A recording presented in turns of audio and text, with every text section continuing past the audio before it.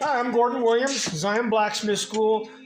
So I'm just going to do a quick little video on doing what's called a fishtail and doing hooks two ways. There's about 5 ways to do them. I might show them later. This is a hook jig. See how it's built? And basically that bar will cam right behind your finial or your end, and you just pull it around the jig. You can also do full rings like on a fireplace poker with this.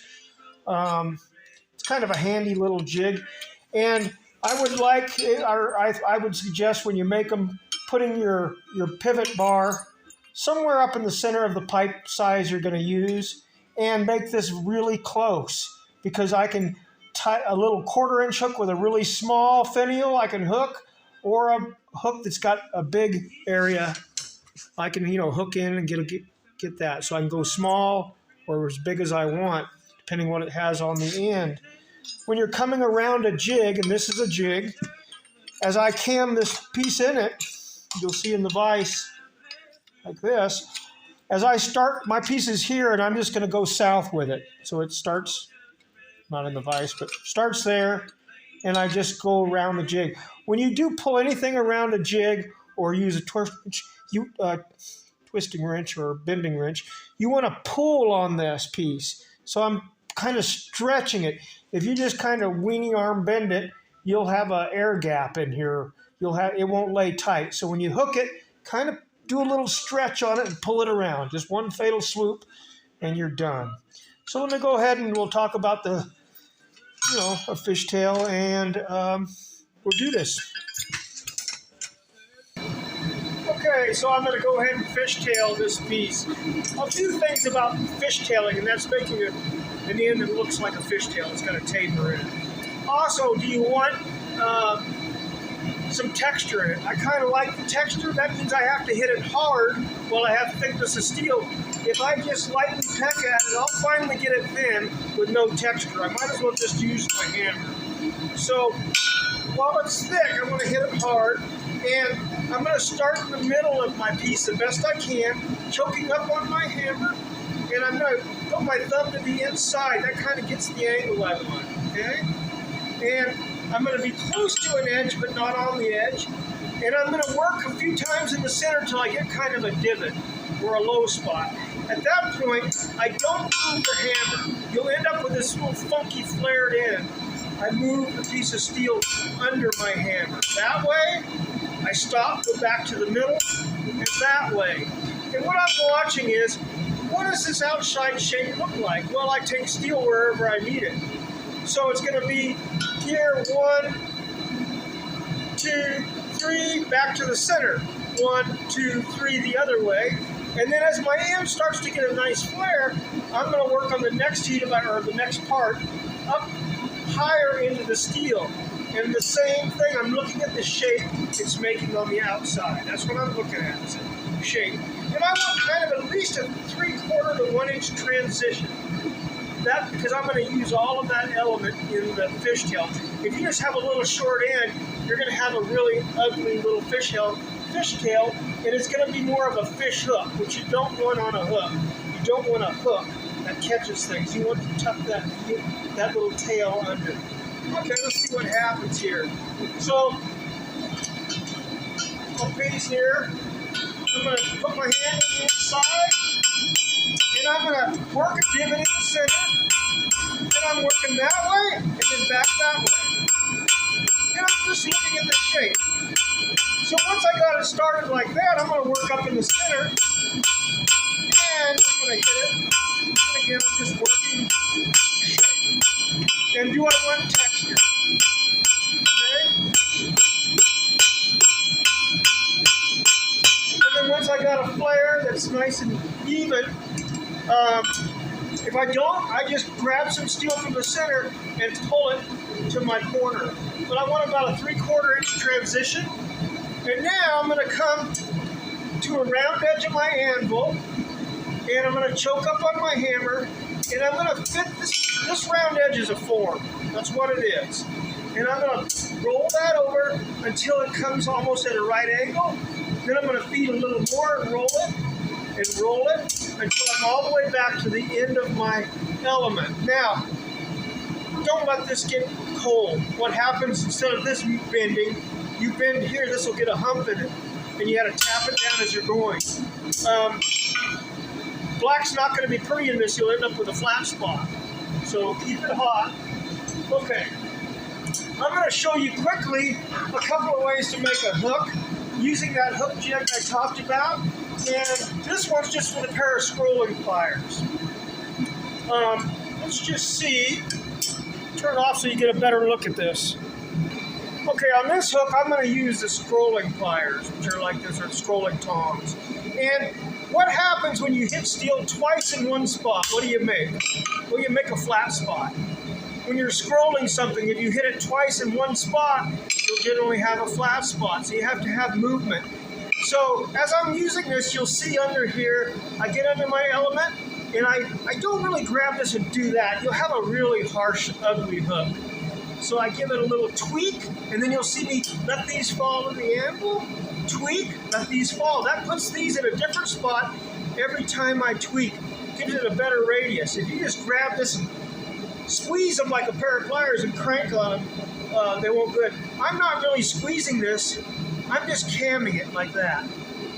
Okay? Not really squeezing it tight. Let's see what happens here. Okay? This is one way. If I don't have to make a lot of hooks all exactly the same, I'll use this. Now I do use the horn. I use a lot of methods, just depending what I want. So I'm on my screw hole. There's my screw hole. I know I can't cover that up. And I'm going to go tweak, then tweak, drop, tweak, drop, tweak, drop, tweak, drop, tweak, drop, tweak, drop, tweak, drop. Get everything straight on my anvil because I'm on my screw hole. And there's your hook. Okay, now, if you have this part off the anvil and it needs to make contact because it gives it a better hold, just put a tool under there and tap that down. So you've got a nice contact right there. You can't cover up your screw hole with the element, okay? But you end up with a nice curve by just tweaking, drop, tweak, drop. Okay, that's one way. There's a lot of ways. Now I'm going to go over and show you how to use the jig. Oh, no, I'm sorry. I'm going to finish the fishtail. Let me get that out of the way. Okay. Fishtail is this one. Okay, it's hot. I want it hot. Coming to a round edge of my anvil. I'm going to kiss it round. You see how I'm brushing it like you do your wife or girlfriend's hair? And then I'm kissing it like this. Kissing it, underblowing the tip a little bit, and then rolling them in the butt as I lift my hands, okay? And you end up with a pretty nice little fishtail. And I don't know if you can see, the tip's curved under because you don't want a fish hook. You don't want it to catch anything, so you got to kiss that tip under by kissing it, underblowing it, and then kicking them in the butt and rolling them up. So it's I drug my hammer across the top, drag, drag. That kind of kicks it under. Then I brush it under. Then I kick them in the butt, raise my hand up, keep tapping it under. So now I'm going to the jig. Okay, I'm coming to the jig. I'm going to hook my fishtail right as I walk into it. It's right behind the fishtail, and I pull around the jig as I go and make my hook. Okay, don't just bend it. Kind of give it a little pull. You got to hold this tight so it traps it, otherwise it'll suck your fishtail in and kind of squash it. After I get here, I'm going to straighten up the backbone if I need to, and then I'm going to put my hold down on the screw hole and tweak it everything straight. Okay? It does help only to get hot what you want to work on. Then you're not fighting bending into your screw hole. This one's a little long. It's been sitting there. But if you're only making a hook, only heat up 3 or 4 inches, whatever you're using. Okay, here we go.